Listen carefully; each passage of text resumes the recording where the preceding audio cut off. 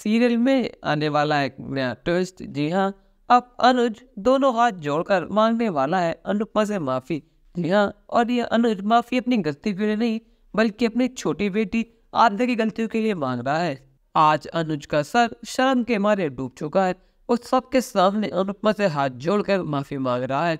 वो कहता है, आद्या की गलतियों की वजह से जो तुम में दुख पहुंचे हैं, जो भी है तुमसे बदतमीजी करी है, उसके लिए मैं तुमसे हाथ जोड़कर माफी मांगता हूँ।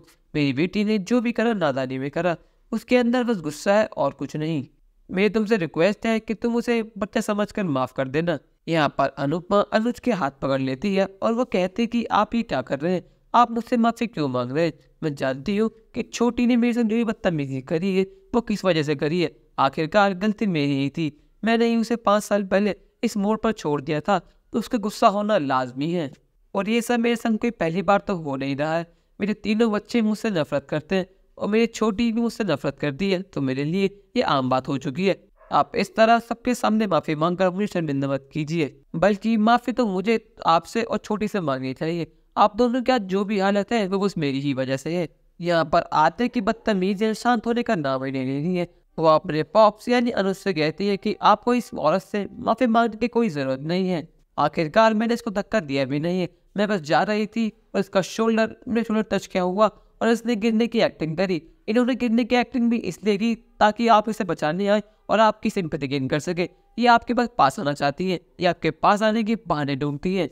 ये बाहर से तो ऐसे दिखाती है कि ये आपकी और श्रुति के बीच में बिल्कुल नहीं आएंगे, पर इनके मन ही मन में कुछ और प्लान है।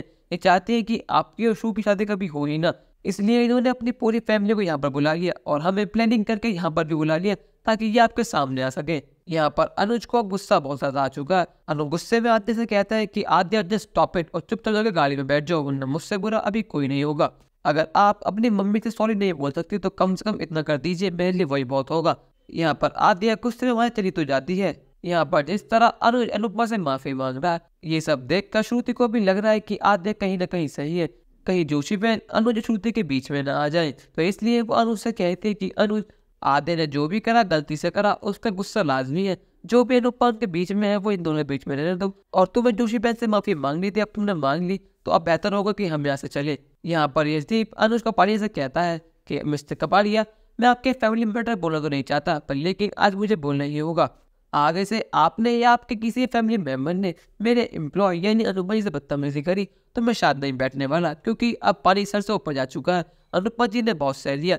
यहाँ पर बीजी भी अजीब का साथ देती है। वह अनुज को प्यार समझाती है कि तू अपनी बेटी को थोड़ा समझा, उसका गुस्सा शांत करा, वरना आइंदा से मैं भी शांत नहीं रहने वाली हूँ। वो मेरी अनु को मेरे सामने इतना कुछ कह देती है, पर लेकिन मैं उसे कुछ नहीं कहती। अगर आइंदा से उसने मेरे सामने या रेस्टोरेंट में आकर बदतमीजी करी तो मैं उसे अपने तरीके से तमीज सिखा दूंगी। यहाँ पर बापूजी ये सब देखकर बहुत ज्यादा खुश हो रहे हैं कि अनुपमा की फैमिली है एक अमेरिका में जो उसका ध्यान रखती है, जो उसके लिए फिक्र करती है। यहाँ पर दूसरी तरफ वनराज और लीला अपनी बातें शुरू हो जाते हैं। उन दोनों का तो काम ही है किरण में बंग डालना। वो दोनों अनुपमा को भी खुश देख ही नहीं सकते। यहाँ पर बा यानी लीला अजीब से कहती है कि आखिर तू होता ही कौन है इसकी साइड लेने वाला? आखिर तू बस एक बॉस है ना, और मुझे लगता नहीं कि तुम दोनों बस बॉस और एम्प्लॉय ही हो। आखिर कौन सा बॉस अपने एम्प्लॉय की इतनी फिक्र करता है? आखिर कौन सा बॉस अपने एम्प्लॉय की फैमिली मैटर में पड़ता है? मुझे तो ये लगता है कि तू अगला अनुज कपाड़िया बनना चाहता है। कहीं तुझे तो अनुपमा से प्यार नहीं हो गया है? या वरना आज पे गिरने का काम करता है। वो कहता है, अरे बाप, महान देवी अनुपमा जी के भक्त तो हर जगह बन जाता है, आपको पता तो है। तो ये भी महान देवी अनुपमा का एक और भक्त है। जैसे अनुपमा का अनुज भक्त था, वैसा ही यशदीप भी उनका भक्त बन चुका है। जो भी दिक्कत अनुपमा पर आएंगी यशदीप अपने ऊपर ले लेगा। यहाँ पर बापूजी दोनों को लीला और वनराज को शांत करा देते हैं और फिर अनुज एक बार अनुपमा से माफी मांग कर चला जाता है और सबके सामने साथ साथ ये भी कहता है कि अनुपमा, तुम्हें कभी भी कहीं की जरूरत हो या तुम्हें कभी अकेला महसूस हो तो मैं तुम्हारे लिए तुम्हारे साथ हमेशा खड़ा हूँ, ये बात तुम कभी मत भूलना। और ये बात कह के वो वहाँ से चला जाता है। दोस्तों, आपको क्या लगता है, क्या अनुज और श्रुति की शादी हो पाएगी या फिर उसकी शादी दोबारा अनुपमा से ही हो जाएगी? अपनी राय हमें कमेंट करके जरूर बताइएगा और चैनल को नहीं सब्सक्राइब तो कर लीजिए। धन्यवाद।